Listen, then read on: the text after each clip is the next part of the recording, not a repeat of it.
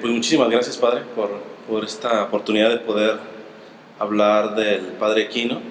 Pero antes de entrar en el tema, me gustaría que se presentara. ¿Quién es el Padre Vicente López?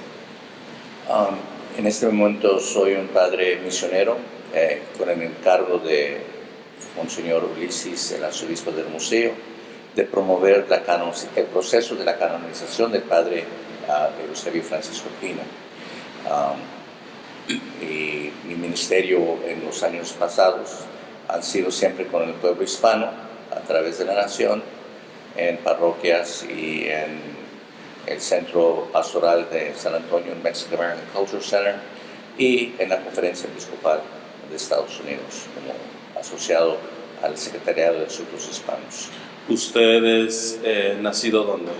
Yo soy nacido, digo que soy sonorense, arizonense, porque nací en un pueblo que se llama Rey Sonora, Arizona, y a 45 minutos de la frontera aquí. Entonces, bienvenidos a mi tierra, a Phoenix, Tucson y Nogales ambos.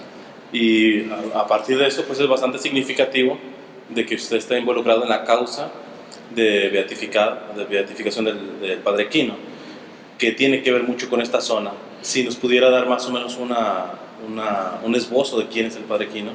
Pues yo he sido misionero a través del país, de Estados Unidos y en México también, pero en esos últimos años, con la situación que encontramos en la frontera, la violencia, la muerte en el cruzar del desierto, armados, elementos a ambos lados, entonces la discriminación y los prejuicios, le pedí al arzobispo si me diera el lugar de levantar o de dar a conocer una figura histórica, una figura moral, que en su testimonio de vida levantó misiones, 24 misiones, en el norte de Sonora y en el sur de Arizona.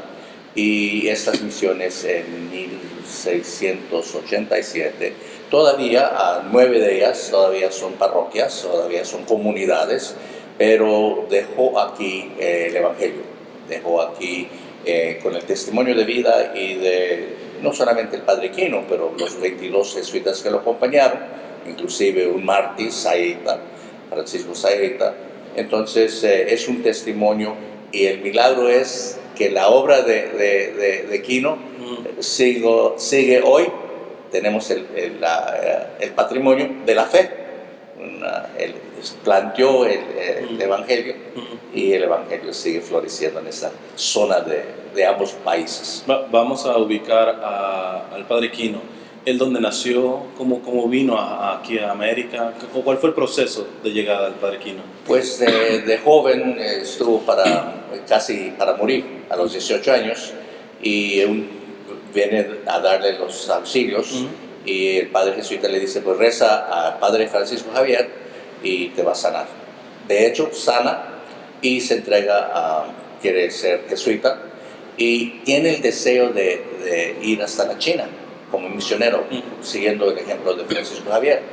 Y con el tiempo pide 6 veces ser misionero a la China, y no, lo mandan a México, y llega hasta Baja California, y luego a lo que es hoy en día Sonora. En ese tiempo tierra incógnita y desconocida completamente. En 1687 empieza él, desde Cucurbe, Sonora, empieza la misión entre los Subaipuris, los Pimas, los que con el tiempo vinieron a llegarse a conocer como yaquis y como pápagos. Hoy en día prefieren nombrarse Tohono. Y entonces, pero él, lo ubicamos en qué parte él nace en dónde? Él nace en Italia, bueno, lo que hoy se conoce como Italia, Segno, cerca de Trento. De hecho, hay un museo a nombre de él, en su honor, en Segno, Italia, unas millas de Trento, parte del norte, el Tirol. Entonces, él es educado en Austria, en Alemania, es preparado para su ministerio. ¿Cómo está trabajando en la causa de beatificación del Padre Aquino? Si hubiera que reconocer, básicamente, pues para que se reconozca su beatificación y después su canonización, evidentemente la Iglesia habla de virtudes heroicas. Si usted pudiera hacer alguna síntesis de las virtudes heroicas de Kino, ¿qué resaltaría más en él? Para mí, siendo religioso, es su obediencia, que pide 6 veces para ser enviado a China, no lo mandan a China. En otra ocasión quiere levantar unos barcos para cruzar desde Sonora a la Baja California y de nuevo le niegan el permiso de levantar los barcos porque él quería llevar los materiales para sobrevivir en la Baja California desde Sonora, llevar víveres, y entonces él acepta. Y la manera que se comunica con sus superiores, como la manera que hasta con el virrey, él llega con una cédula donde el rey dice que si los indígenas llegan a aceptar la fe, tienen 20 años para decidirse si libremente quieren aceptar trabajo en la mina o en la agricultura. Entonces su obediencia tanto a autoridades civiles, pero siempre enfocado en su misión. Entonces cumple, su autobiografía se llama Favores Celestiales. Entonces él reconoce que su obra es por milagros del Espíritu Santo y se siente totalmente entregado a la voluntad del Señor. Y entonces su virtud de obediente a sus superiores, comunicándose con los superiores civiles en Guadalajara, en la audiencia, y el rey y el virrey, pero siempre respondiendo a ese anhelo de la llamada del Espíritu Santo en su vida misionera. Ahora bien, nos está hablando de que él fundó lo que llaman misiones, 24 misiones está hablando. Pero dado que hay mucha desinformación, inclusive controversia con esto de las misiones, ¿por qué no nos ayuda un poco a entender qué era una misión? ¿Cuál era la estructura de una misión? ¿Era simplemente un templo en donde se evangelizaba a los indígenas? ¿El aporte de los misioneros solamente fue religioso? ¿O cómo era más o menos una misión? No, uno de los elementos del éxito de Kino es que, como dicen hoy en día, no es que pescar por ellos, sino enseñarles a pescar. Entonces les ayudó con las siembras, huertos, ganadería y luego todo lo que conlleva. Tenía capitanes, tenía alguaciles, tenía coros, tenía gente encargada, capitanes que se encargaban de la orden, de la comunidad. Entonces era toda una pequeña ciudad que tenía que instruir, formar, darles de comer, vestirlos, alimentarlos y no solamente construir un templo. Y lo curioso de Kino es que su manera de tratar a la gente con respeto y tanta dignidad y tanto cariño, que ellos mandaban delegaciones de las comunidades indígenas de todas las zonas donde hay 24 templos, pidiendo que les asistiera, que les llegara, y mandaban delegaciones rogándole desde Yuma en la línea de Arizona y California, desde los pueblos de Caborca y de Pitiquito y de Átil y Oquitoa, donde se levantaron las comunidades, los templos, pero fue a invitación. Él respondió a las invitaciones de ellos mismos. El padre Kino muere ¿en qué año y de qué muere? Muere en 1711, muere ya de enfermedades y ya de los achaques de los años, a los 64 años. Fue poco el tiempo que eso duró. Él llegó a la parte norte a los 36 años, llega a México para empezar. ¿36? 36 años. Porque fue maestro de matemáticas en Ingolstadt, en Alemania, y fue obediente aceptando esa misión hasta que le dieron permiso a ir a México, venirse a México y a aceptar la misión al extranjero. Y entonces él es, curiosamente, la manera que él trata, dicen los de Sonora, que nosotros nunca experimentamos la esclavitud, ni de los indios, ni de los colonizadores. porque la manera en que él sembró el respeto a la dignidad humana, respeto al indígena, y compartió lo mejor de lo que él traía de Europa, pero fueron los indígenas que le enseñaron las veredas, los pozos, las aguas, los ríos, cómo sobrevivir en el desierto. Entonces fue en verdad una unión entre los pueblos, las maneras de vivir y de sentir, y él pudo, por su respeto y dedicación al espíritu del indígena, que supo evangelizar en su cultura y ofrecerles y compartir lo mejor que él traía de Europa. Y quizá de aquí puede haber el aporte para el momento que se está viviendo de estos dos pueblos, tanto de Arizona como Sonora. Pero antes de pasar esa parte, ya que menciona de que fue maestro de matemáticas en Alemania, parece que él también aportó en cuestiones científicas, ¿no? O sea, no solamente era un religioso que hablaba del evangelio, sino que llegó a dar aportes que para el tiempo fueron relevantes, ¿no? Sí, fue cartógrafo y astrónomo, y de hecho cuando hace viajes a Baja California y luego cuando él hace los recorridos en la parte norte de Sonora y sur, ahí en lo que se nombraba en aquel entonces el Mar de Cortés, hoy en día el Golfo de California, pues él supo en sus mapas de 1705 dibujar que la Baja California no era una isla como se pensaba, sino una península, y él por sus exploraciones al río Colorado supo en verdad darles a Europa un mapa verídico, científico, con todos los detalles, que les ayudó en las exploraciones. Y él quería llegar hasta San Francisco, su visión y para eso las 24 misiones iban a sostener el esfuerzo de entrar a California. Y él llevó a Salvatierra, el provincial de aquel entonces, a la Baja, y él fue Salvatierra el que abrió la Baja California hasta California. Entonces,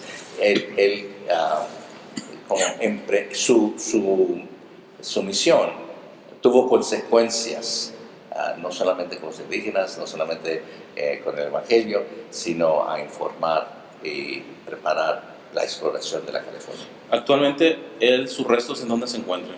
En Magdalena de Quino, el pueblo que lleva su nombre. En Sonora. En Sonora. En 1966 se descubrieron los restos y se documentó según los archivos que existían en el templo. Y se levantó su primer monumento en el Capitolio de los Estados Unidos, como el estado de Arizona reconociéndole como figura histórica y importante para el estado de Arizona. Y luego varios monumentos, esculturas, Julián Martínez de México, uno en Hermosillo, uno en Magdalena de Quino y otro en Tucson, Arizona. Entonces ahora sí me gustaría pasar al aspecto ya de la conexión de Quino con el aquí y ahora. ¿Qué puede aportar Quino en este momento que se está pasando en los dos países, en la frontera? Vamos a decir que si Dios lo considera prudente o providente más bien, el hecho de que se dé pronto su beatificación del Padre Quino, ¿qué aporte daría a la iglesia? ¿Qué aporte daría a los estados? ¿Qué aporte daría al aspecto cultural de aquí a ahora? ¿Usted en su visión qué? Pues precisamente fue mi interés personal ofrecerme a este esfuerzo a invitación del arzobispo del museo, Ulises Salcedo Macías, porque precisamente cuando estamos en crisis en la frontera, se habla de muro, de dividir, separar pueblos vecinos y de prejuicios y injusticias, en verdad, discriminaciones, que gente de esta tierra se siente no en su casa, no en su tierra, no en América. Entonces se levanta por el Espíritu Santo, por el movimiento de la acción de Dios en la historia, una figura histórica, un testimonio de un misionero antes de que hubo fronteras, respetando los indígenas de la tierra, respetando la dignidad de la persona, defendiendo. Él entonces sale de Tumacacori, Arizona, en la medianoche para salvar a un indígena que los colonizadores iban a ahorcar en San Ignacio. Entonces llega a la madrugada y salva el indígena. Entonces él era defensor del pueblo. Entonces yo creo que hoy en día esta figura histórica, cultural, que vivía una hermandad, un intercambio cultural histórico entre las familias, la economía, tiene mucho que decirnos. Y por eso creo que si Dios quiere, al reconocerlo en los altares, va a ser un testimonio de vida que va a ayudar a los que acaban de llegar a estas tierras de Arizona, los turistas, porque ahora Phoenix, sexta ciudad de Estados Unidos, desconocen el patrimonio, la herencia, el legado. Y entonces todo hombre de buena voluntad y todo hombre y mujer de fe, al recibir el testimonio de Quino, podemos inspirarnos a defender al pobre, al indefenso, a respetar la dignidad de persona. O sea, como dice el arzobispo de Santa Fe, nosotros recibimos a gente, recibimos y tratamos con dignidad, no porque tienen documentos, sino porque son hijos e hijas de Dios. Y esa es la instrucción y el testimonio que nos dio Quino en aquel entonces y sirve de bien hoy en día. Si hay gente que estuviera viendo esta entrevista y quisiera apoyar la causa de alguna manera,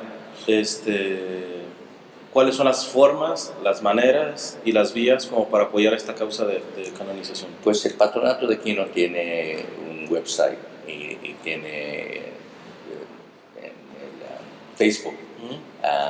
Y luego está también la Fundación de Quino, que se ha organizado desde Hermosillo, con Guillermo Castillo Martínez, profesor de la Universidad de Sonora.